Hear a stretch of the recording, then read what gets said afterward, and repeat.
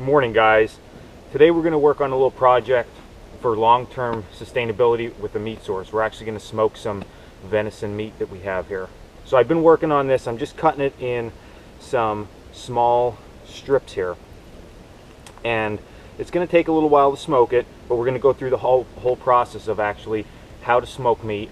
And the good thing with knowing how to do this is not really so much in a wintertime environment. When it's cold out, you can preserve your meat just by freezing it. But once we start to get into spring and summer months, if you were in a wilderness setting procuring meat, at that time you would need to do something with your meat so it didn't spoil, and smoking is a great option. So I'm going to finish slicing up my meat. I have about 2.5 pound roast here off the hind quarter. So I'm going to finish cutting this up, and then I'll show you how we're going to actually set it up in a tripod configuration to smoke the meat.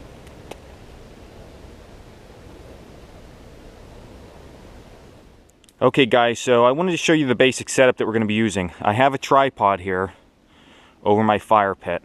Now I'm actually going to move that tripod, but I just wanted to show you guys before we get it set up and get the fire started how that's set up. Now there's a couple different ways you can support your meat. I just use some bank line here, and then I actually skewered the meat, as you can see.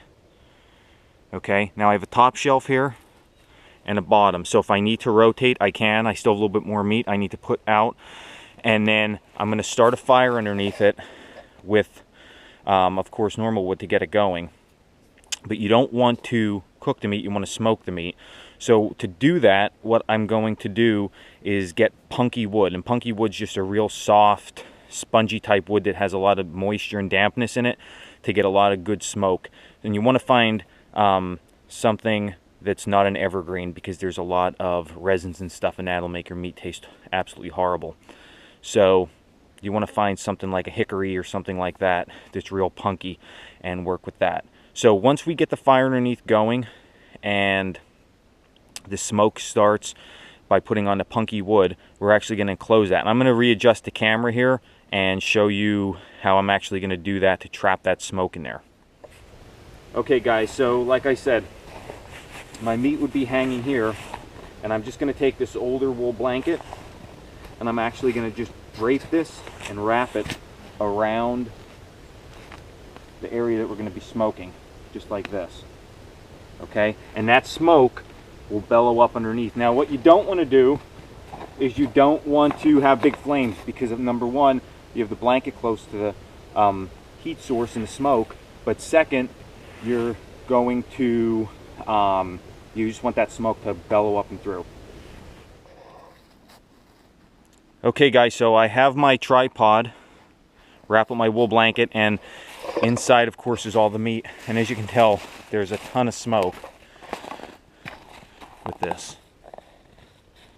Okay guys, so I just keep feeding punk wood and some dried wood that we're soaking in water underneath here, and as you can tell, I mean, this is really smoking. Just going to keep this process going. We'll check the meat every so often, see if we need to rotate it or anything, but as for right now, everything's going really well with this.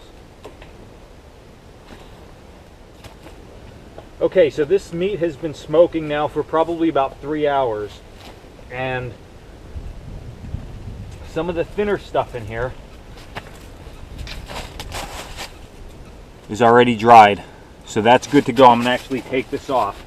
There is some longer pieces in here. They're a little bit thicker. Some of these that still need to be cooked a little bit more, but some of these smaller ones that are done, I'm going to pull off, and I'm going to just keep that fire smoking real good like this.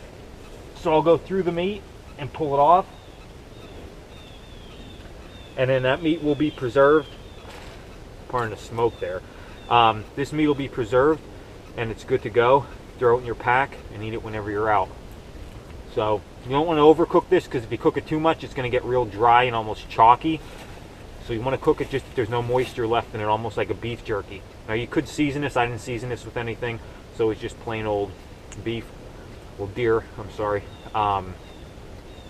and it's good. So we'll get a video of it all finished up. Thanks for watching. I'll have more videos coming soon.